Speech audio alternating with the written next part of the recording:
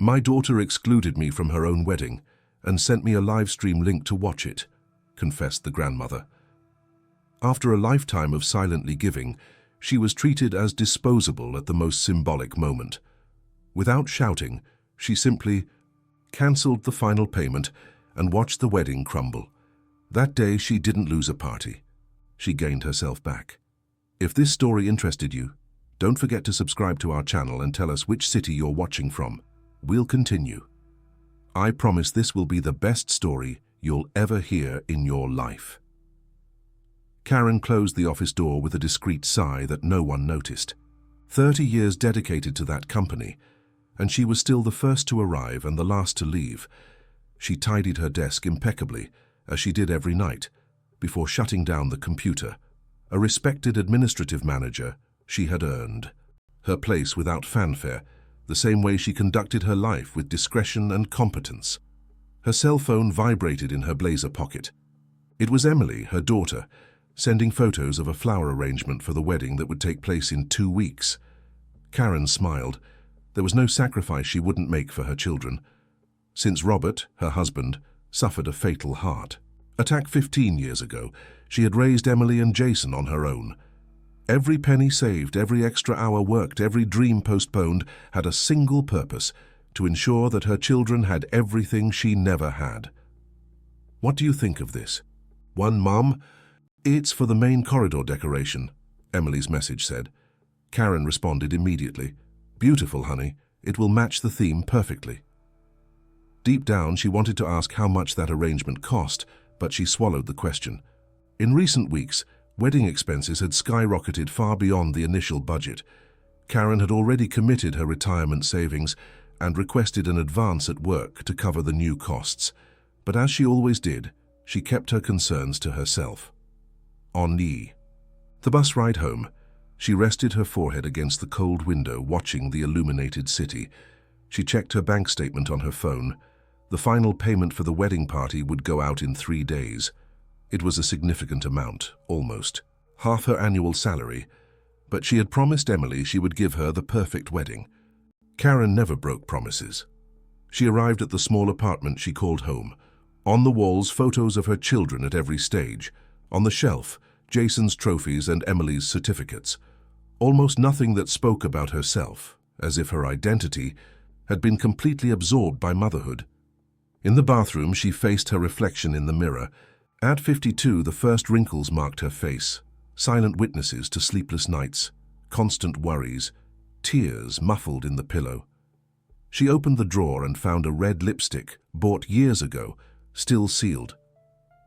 One day, she thought, as she always did, one day she would have time for herself, for her postponed dreams, to discover who she was beyond being a mother.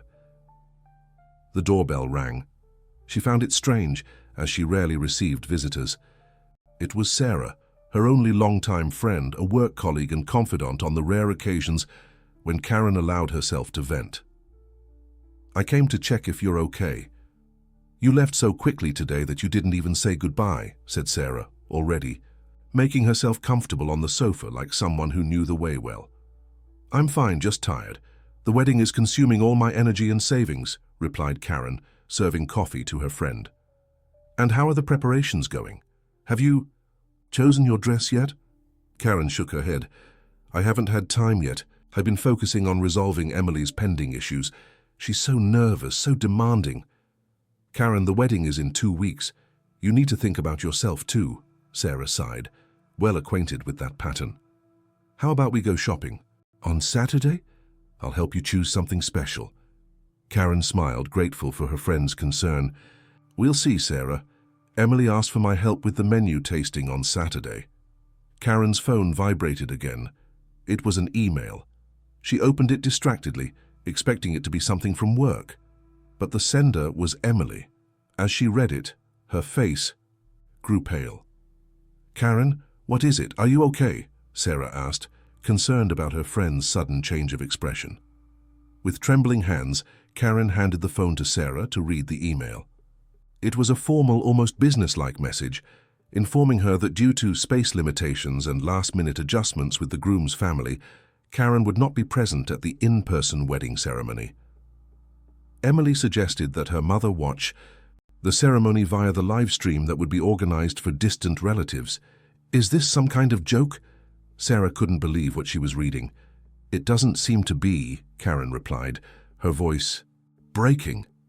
But you're paying for half of this wedding. How can you not be present? Karen remained silent, trying to process the information. It wasn't the exclusion itself that hurt her, but what it represented. After years of sacrifice, of renunciation, of unconditional love, her presence was considered dispensable at the most important moment of her daughter's life. There must be some mistake, Karen murmured, more to herself than to Sarah. I'll call her. The call went straight to voicemail. Karen sent a message asking to talk. The reply came quickly, but it wasn't what she expected. Mom, it's nothing personal. It was a joint decision with Brian's family. They have many important relatives who need to be present. You'll understand. You always do. That last phrase echoed in Karen's mind. You'll understand. You always do. That's what everyone expected from her. Infinite understanding, constant sacrifice, limitless selflessness. Sarah watched her friend with concern. And what are you going to do? Karen took a deep breath, feeling something break inside her. It wasn't anger, nor exactly sadness. It was a painful clarity, as if a veil had been lifted from her eyes. I don't know, Sarah, I really don't know. That night, Karen couldn't sleep. Lying in bed, she relived every moment of her life as a mother. The sleepless nights when the children were sick, the 3 jobs she held simultaneously to pay for private school, her own medical appointments postponed to prioritize their needs, the dream of going to college abandoned so she could work more, and guarantee their higher education. In the morning, with deep circles under her eyes but a firm resolution in her gaze, Karen made a decision.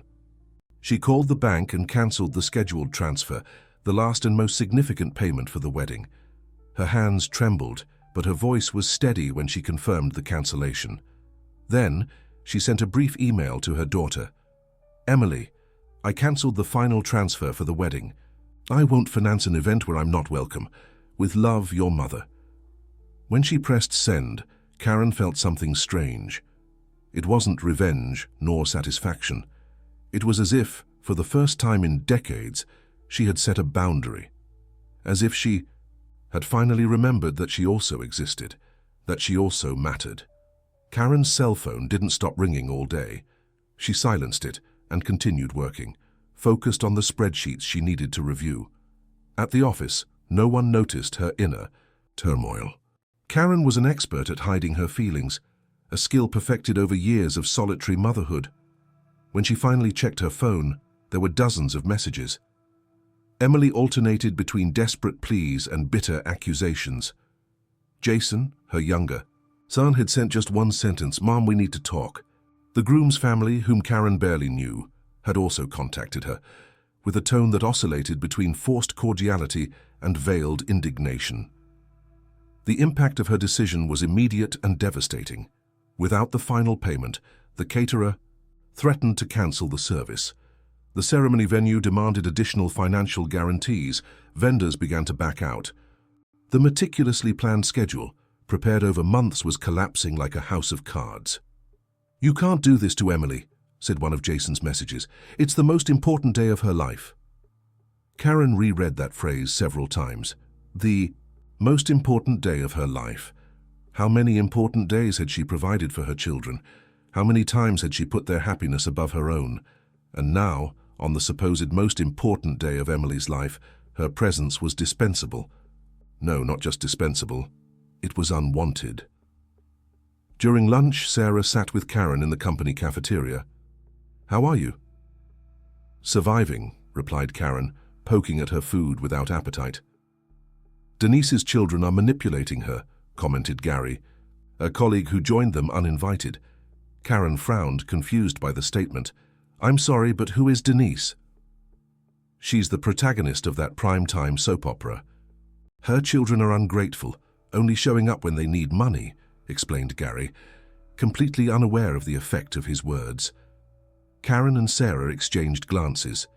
Fiction imitating life, or was it the other way around? At the end of the workday, Karen found Jason waiting for her at the reception. At 25, he had the same expressive eyes as his father, but the determination was all hers. "Mom, we need to resolve this," he began as soon as they got in the car. "Emily is devastated. The entire wedding is at risk." Karen kept her eyes on the road. "I'm sorry about the situation, Jason, but I won't finance an event where I've been explicitly excluded." "It's nothing personal, Mom. It's space limitations, logistical issues." "Logistics?" Karen interrupted, with a calmness that surprised even herself. "What kind of logistics justifies excluding the mother of the bride, who is paying for half the party?" Jason sighed, looking away. "Brian's parents are very traditional. They have a specific vision of how the wedding should be. And Emily, you know how she gets when she's under pressure." "Yes, I know because I've always been there to calm her down, to support her, to solve her problems. But it seems my usefulness is limited to providing financial resources and emotional support from a distance." The silence that followed was deafening. Jason seemed genuinely confused, as if he had never considered his mother's perspective. For him, as for Emily, Karen's dedication was simply part of the landscape, as constant and expected as the sunrise. "What do you want, Mom? A formal apology? A guarantee that you'll be at the ceremony?" Karen parked the car in front of the building where they lived. "What I want, Jason, is respect. I'm not asking for anything extraordinary, just the basic consideration any human being deserves." That night, alone in her room, Karen found an old box at the bottom of the wardrobe. Inside were letters, notes, and drawings from her children when they were young. "Best mom in the world," said a card made by Emily at age 7. "I love you to the moon," declared a note from Jason. Karen felt hot tears streaming down her face. When had that unconditional love transformed into convenience? At what point had her children begun to see her not as a person with feelings, but as a resource to be utilized? The phone rang again. It was Jessica, Emily's friend and bridesmaid. "Aunt Karen, I know I shouldn't get involved, but I'm worried about Emily. She won't stop crying, and Brian is threatening to cancel everything." "Jessica, I appreciate your concern, but this is a matter between me and my daughter." "I understand, Aunt, but think carefully. Everyone is stressed with the preparations. Maybe it was just a misunderstanding. Emily really loves you. She always talks about how amazing you are." Karen took a deep breath. If she really thinks that, why did she exclude me from the most important moment of her life? There was a pause on the other end of the line.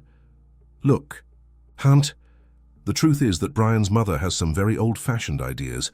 She practically took control of everything, and Emily is so anxious to please her new family that she ended up giving in on many things.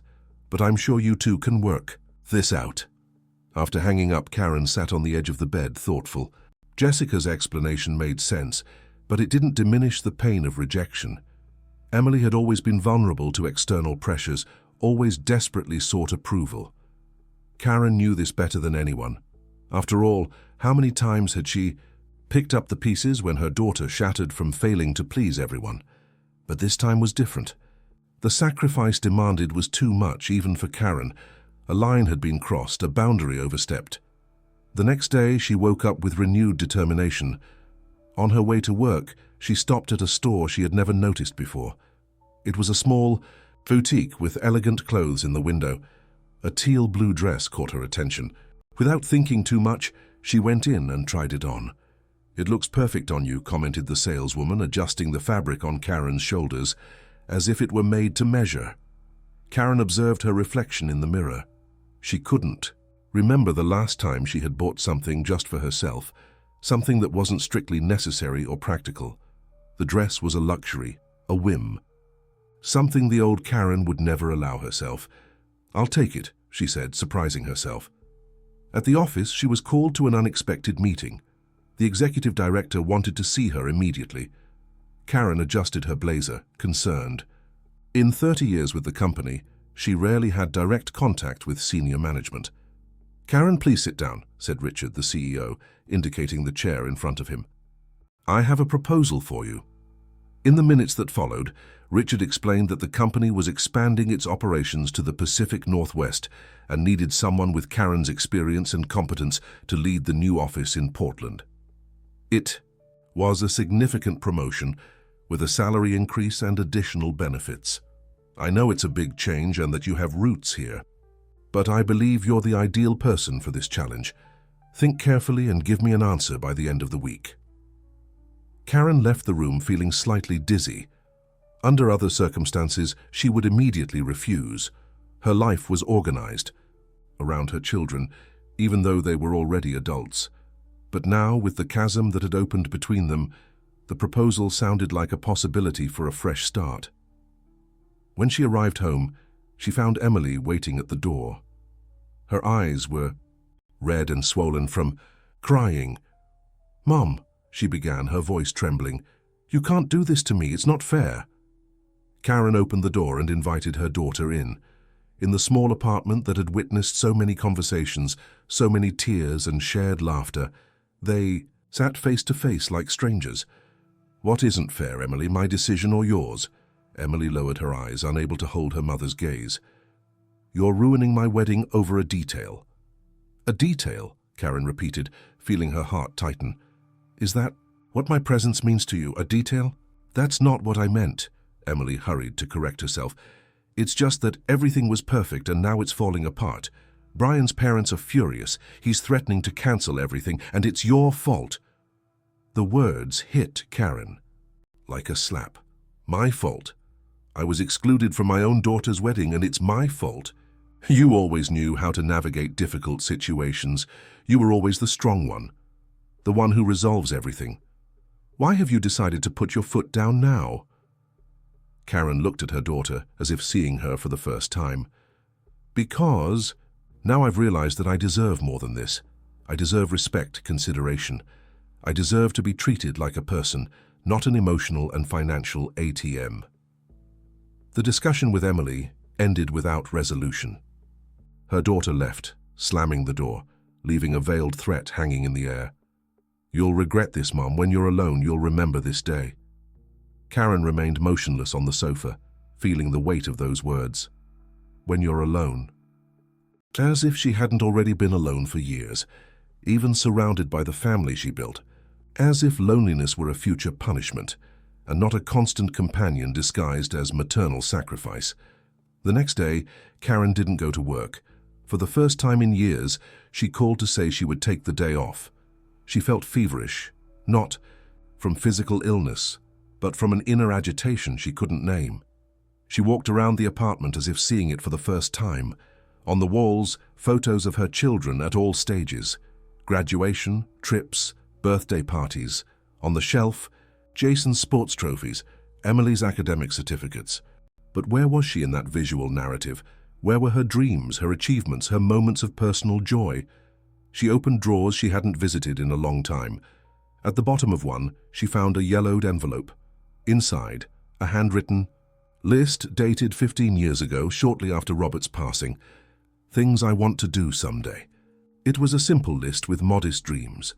Learn to dance, visit the Pacific coast, take a photography course, start playing guitar again, plant a small garden. Karen smiled sadly. Not a single item on the list had been accomplished, each personal C. Desire was postponed in the name of more urgent needs, always those of others, never her own. In another drawer, she found a box with a light blue dress, still with the tag on. She had bought it for a cousin's wedding 15 years ago, but never wore it because Emily got sick the night before the event. In the rush to care for her daughter, she completely forgot about the dress and the commitment. She removed the piece from the box. The fabric still preserved a peculiar smell, a mixture of new and stored time. She held it against her body and looked at herself in the mirror. She was older, yes, but the dress seemed to have been made for her. On impulse, she decided to try it on.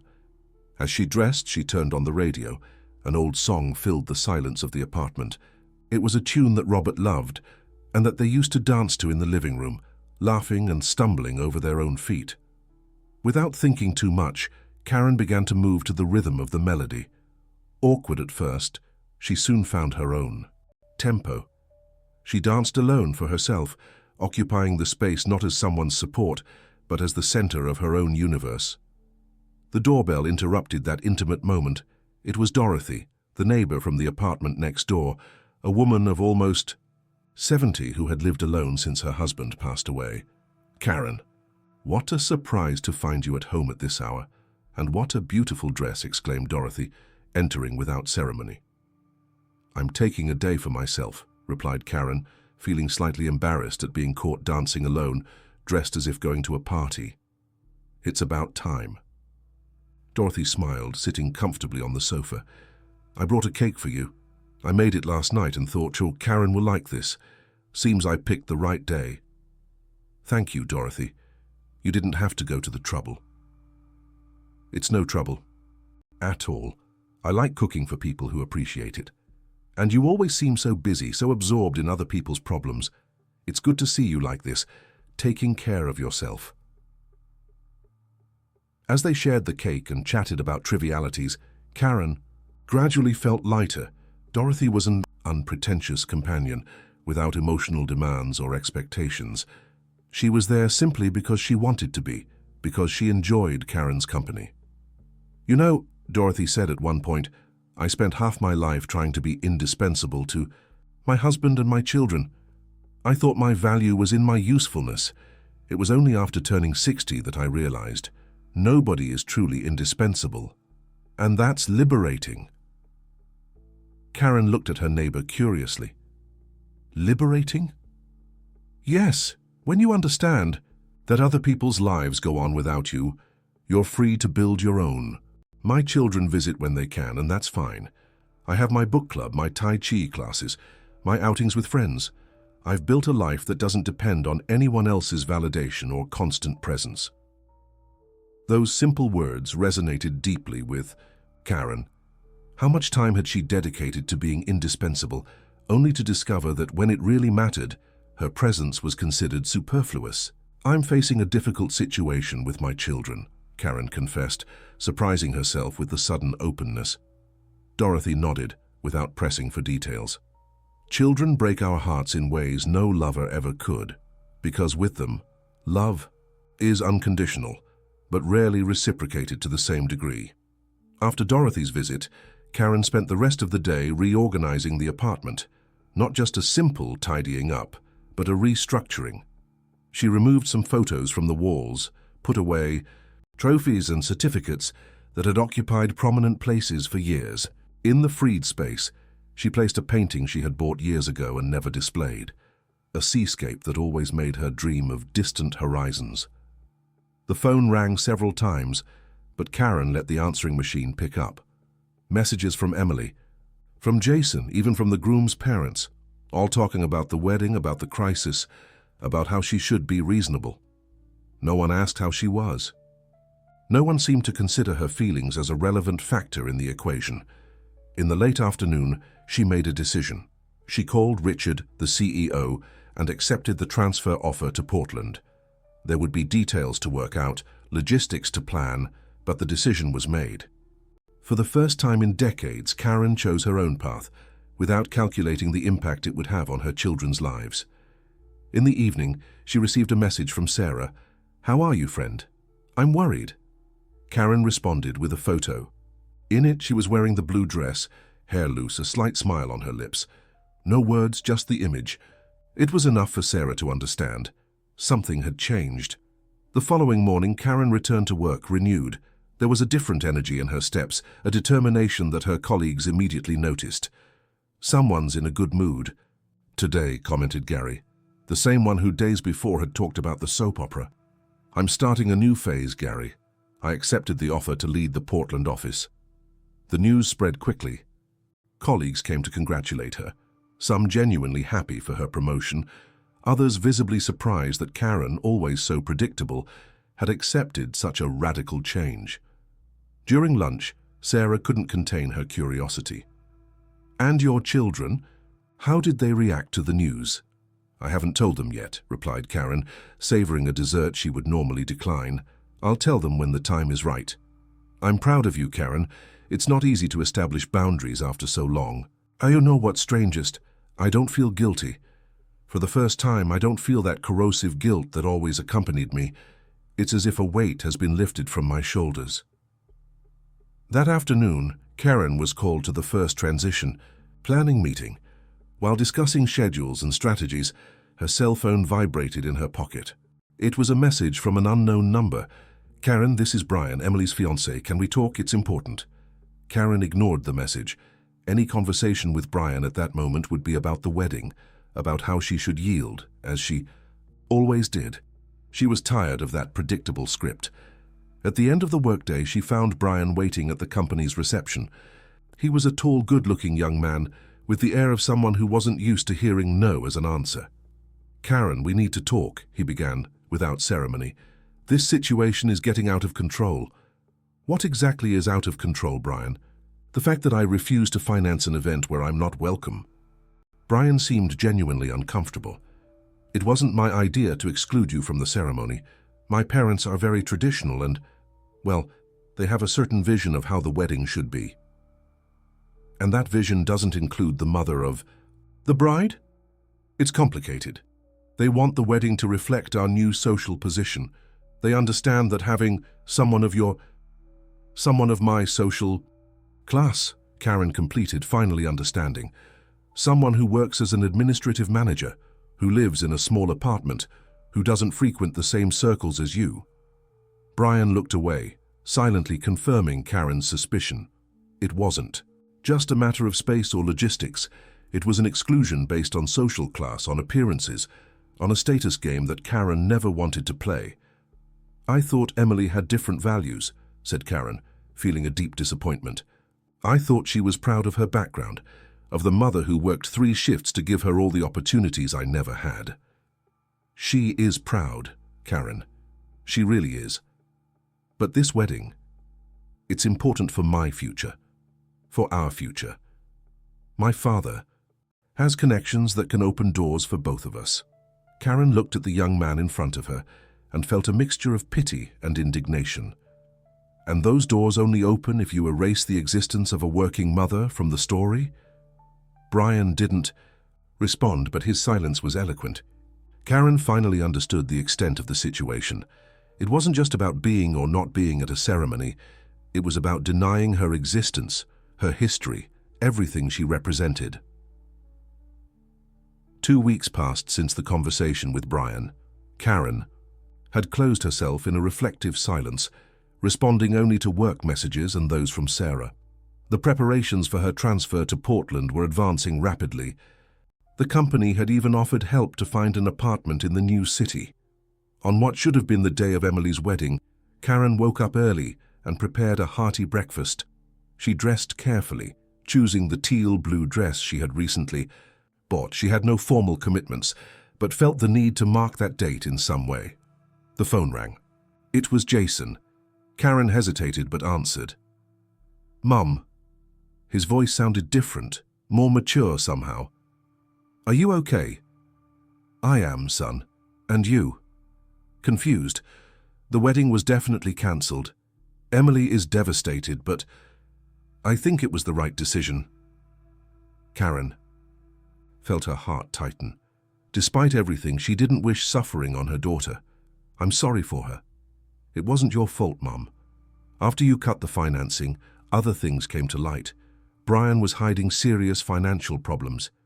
His parents were using the wedding to save the family business, which is on the verge of bankruptcy.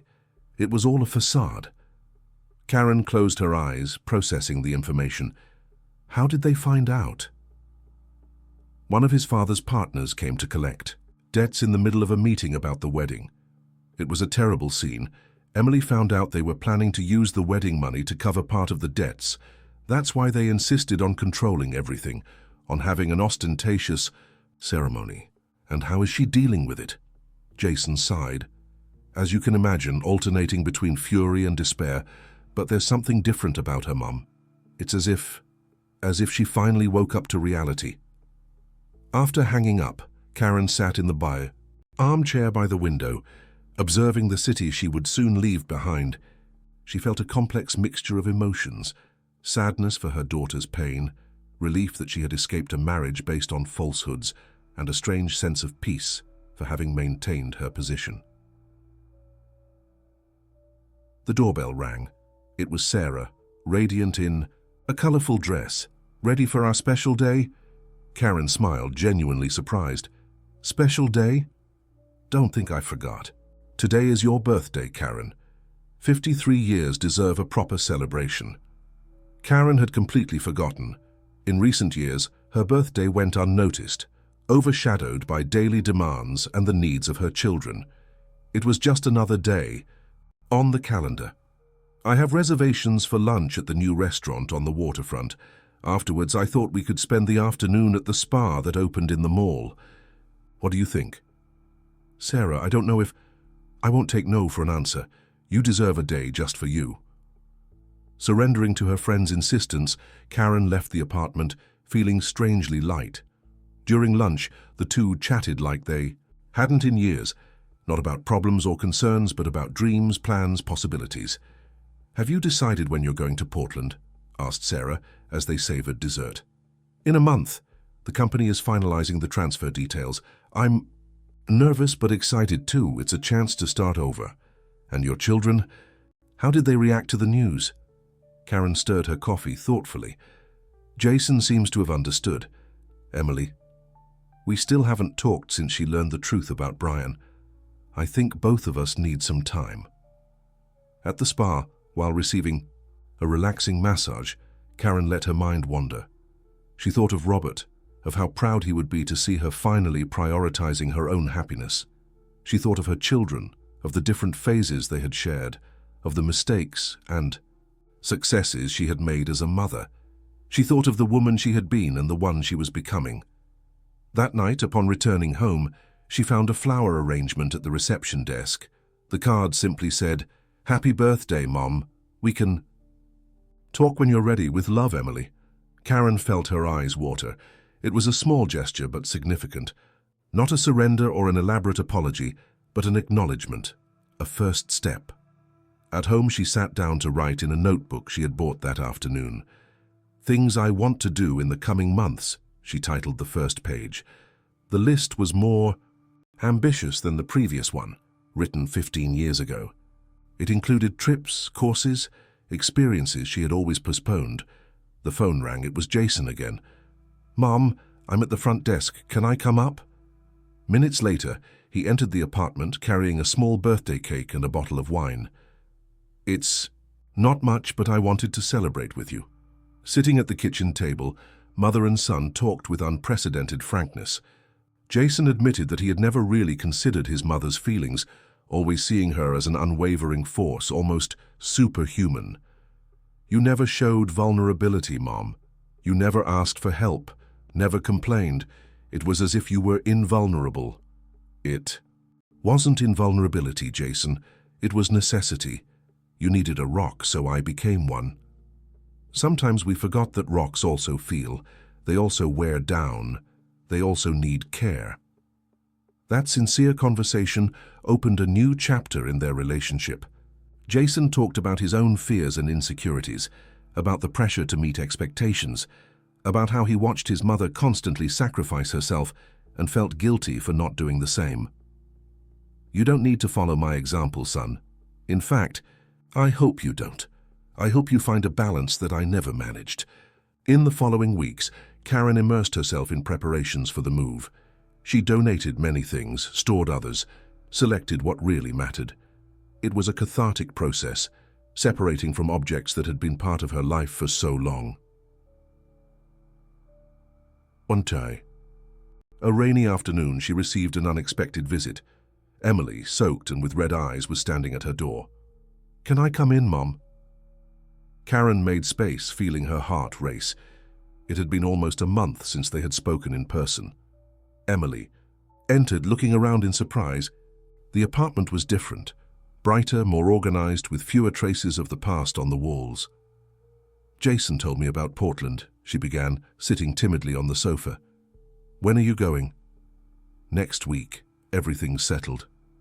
"And when will you be back?" Karen smiled softly. "I don't know if I'll be back, honey.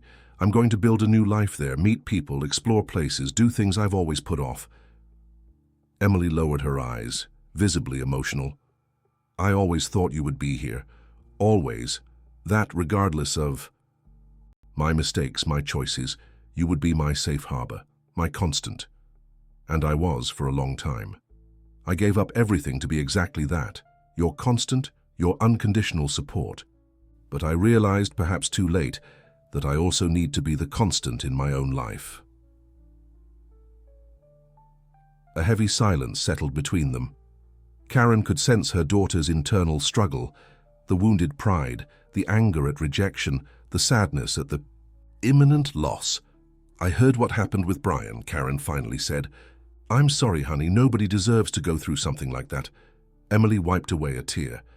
The worst part wasn't discovering his lie. It was realizing my own falsity. How could I agree to exclude you? How could I treat the person who sacrificed the most for me as if she were dispensable? Maybe the fault isn't entirely yours, replied Karen, surprising herself with that concession. I built this dynamic. I never established boundaries, never showed that I also had needs. How could I expect you to respect boundaries that I never drew? The two talked for hours. It wasn't an immediate or perfect reconciliation. There were deep wounds on both sides, frustrated expectations, behavior patterns too entrenched to be undone in a single conversation. But it was an honest beginning. Before saying goodbye, Emily asked timidly, "Can I come visit you in Portland? Maybe during vacation?" Karen smiled, feeling a tenderness she hadn't experienced in a long time. "Of course you can, I'll be waiting." On the night before her departure, Karen organized a small farewell dinner. Sarah, Jason, Emily, Dorothy, some colleagues from work. It was a small group, but significant. People who really cared about her, who saw her as she was, not as a function or resource. She wore the light blue dress, the one that had been stored for 15 years. She put her hair up in an elegant bun, applied a subtle lipstick, wore the earrings that Robert had given her on their first wedding anniversary. During dinner, she observed the faces around her, faces of people who in different ways and to different degrees were part of her story. Some would accompany her in the new chapters that were opening. Others would remain in the pages already written, important, but no longer central. Jason proposed a toast. "To my mother, the strongest woman I know. May this new phase be as extraordinary as you deserve," Emily added with a breaking voice. "And may we be worthy of your love, not just receiving, but returning it in equal measure." Karen raised her glass, moved. "To new beginnings, to healthy boundaries, to love that isn't defined by renunciation but by mutual respect." The next morning, on the train platform, she said goodbye to her children with a mixture of sadness and expectation. It wasn't a definitive farewell, but the beginning of a different relationship, one in which she would not only be a mother, but also Karen, a woman with her own desires, dreams, and needs. As the train pulled away, Karen watched through the window as the city that had been her home for so long gradually diminished in the distance. In her lap rested a book she had recently purchased about photography, the first of many hobbies she intended to explore. Beside her, a suitcase containing only the essentials. In her heart, the certainty that true love, the kind that remains and strengthens, is the one that knows how to give space, establish boundaries, and respect the wholeness of the other. The train accelerated toward the northwest, toward Portland, toward a life that would finally be hers. Karen smiled, feeling the warm breeze enter through the slightly open window. She wasn't running away from the past, but deliberately walking toward a future that, for the first time in decades, belonged entirely to her. The end of the story. Dear listeners, we hope that Karen's journey has touched your hearts. To continue immersing yourself in stories as moving as this one, we've prepared a special playlist with equally captivating narratives. Find it here by clicking on the left side of the screen. If this story of self-discovery and self-love resonated with you, don't forget to subscribe to our channel and like this video. Every day we bring unique stories that explore the complexities of life and human relationships. Share in the comments if you've experienced similar situations or how you've